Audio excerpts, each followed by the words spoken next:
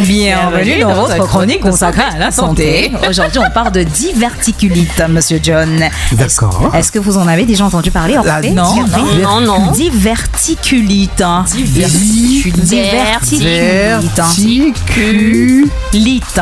Il s'agit d'une affection intestinale. La diverticulite est une inflammation ou une infection des diverticules qui sont de petites poches qui peuvent se former dans la paroi du côlon. Elle est courante chez les personnes âgées et peut provoquer divers symptômes allant de légers à sévères. Alors, qu'est-ce que les diverticulites? Les diverticules, autant pour moi, se forment souvent en raison d'une pression accrue dans le côlon, généralement à cause d'une alimentation pauvre en fibres. Ils ressemblent à de petits sacs ou poches qui se développent sur les parois intestinales. Puisqu'on parle de fibres, il est important de noter que si cette affection atteint les personnes âgées, c'est pendant qu'on est jeune qu'on construit, qu'on apprête, qu'on prépare sa vieillesse. Donc il faut avoir une alimentation riche en fibres. Cause de la diverticulite, une alimentation faible en fibres donc peut contribuer à la formation de diverticules. L'âge, le risque augmente avec l'âge car la paroi intestinale peut devenir plus faible.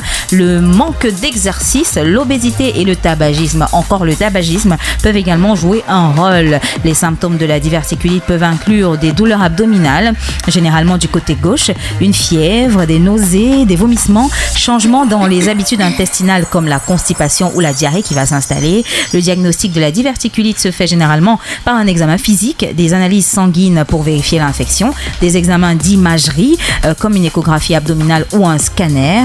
Et le traitement dépend de la gravité de l'inflammation. Elle peut être légère. On demande donc un repos intestinal avec une alimentation liquide pendant quelques jours. Le traitement peut également être modéré à sévère avec des antibiotiques pour traiter l'infection. Dans certains cas, une intervention chirurgicale peut être nécessaire si des complications surviennent comme un abcès. Comment prévenir la diverticulite?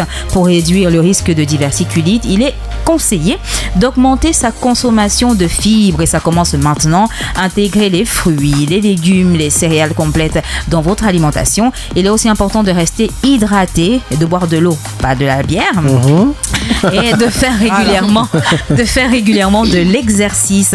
En conclusion, la diverticulite est une affection qui peut avoir des conséquences sérieuses si elle n'est pas traitée correctement. Une bonne hygiène alimentaire et un mode de vie sain sont essentiels pour prévenir sa survenue. Si des symptômes apparaissent, il est essentiel toujours de consulter un professionnel de la santé.